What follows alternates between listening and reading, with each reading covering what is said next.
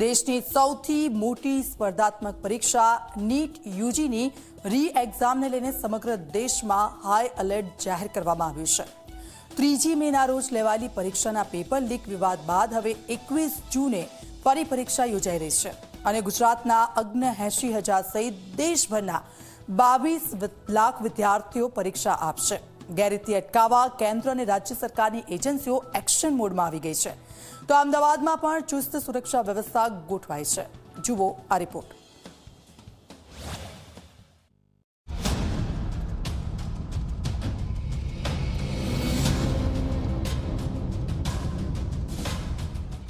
NEET UG રી એક્ઝામને લઈને સમગ્ર દેશમાં સુરક્ષાનો કડક બંદોબસ્ત ગોઠવવામાં આવ્યો છે।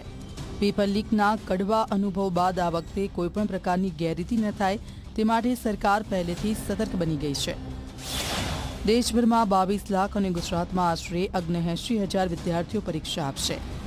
વિદ્યાર્થીઓને સમયસર પરીક્ષા કેન્દ્ર સુધી પહોંચવામાં મુશ્કેલી ન પડે તે માટે રેલવે દ્વારા ખાસ ટ્રેનો દોડાવવામાં આવી રહી છે, જ્યારે એસટી વિભાગને પણ જરૂરિયાત મુજબ વધારાની બસોની વ્યવસ્થા કરવા સૂચના આપવામાં આવી છે। અમદાવાદમાં 23 પરીક્ષા કેન્દ્રો પર 10,445 વિદ્યાર્થીઓ પરીક્ષા આપશે। પરીક્ષા દરમિયાન શાંતિપૂર્ણ અને પારદર્શક માહોલ જળવાઈ રહે તે માટે વહીવટીતંત્ર અને પોલીસ વિભાગ દ્વારા વિશેષ આયોજન કરવામાં આવ્યું છે।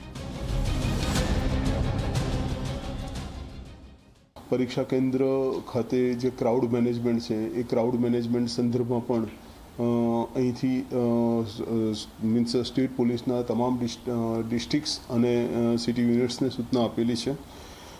એ ઉપરાંત પરીક્ષા કેન્દ્ર પર કોઈ ઇમ્પર્સોનેશન કદાચ હોય કે કોઈ ડમી કેન્ડિડેટ્સ હોય તો એ સંદર્ભમાં પણ પોલીસે શું તકેદારી રાખવી અને અન્ય પરીક્ષાર્થીઓની કામગીરી ડિસ્ટર્બ ન થાય એ હેતુસર પણ યોગ્ય સૂચનાઓ આપેલી છે।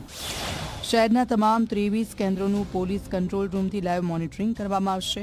પ્રશ્નપત્રોના સુરક્ષિત પરિવહન માટે પોલીસ એસ્કોર્ટની વ્યવસ્થા કરવામાં આવી છે।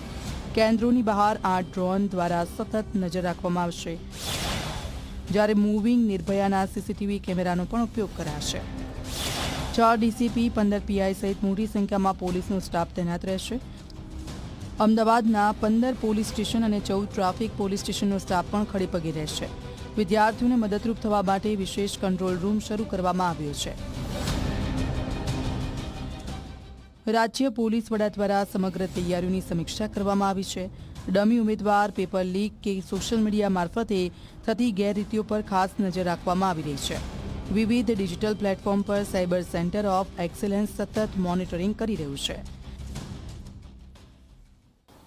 વોટ્સએપ એ ઉપરાંત ટેલિગ્રામ પર પ્રતિબંધ છે। અન્ય જે મેસેજિંગ એપ્સ છે એ સંદર્ભમાં પણ સ્ટેટ પોલીસની જે means cyber centre of excellence સહિતની બ્રાન્ચ પૂરતી વોચ રાખી રહી છે। ઇન શોર્ટ, ગુજરાત પોલીસ તરફથી આવતીકાલે જે નીટની પરીક્ષા છે એનું સુચારુ રૂપથી આયોજન થાય અને શાંતિપૂર્ણ માહોલમાં પરીક્ષા પૂરી થાય એ સંદર્ભમાં તમામ તૈયારીઓ કરી લીધી। પેપર લીકના વિવાદ બાદ યોજાઈ રહેલી આ રી એક્ઝામ સરકાર અને એજન્સીઓ માટે પણ એક મોટી કસોટી બની છે।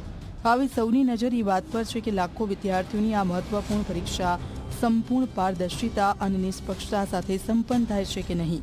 Bureau report, Zee media.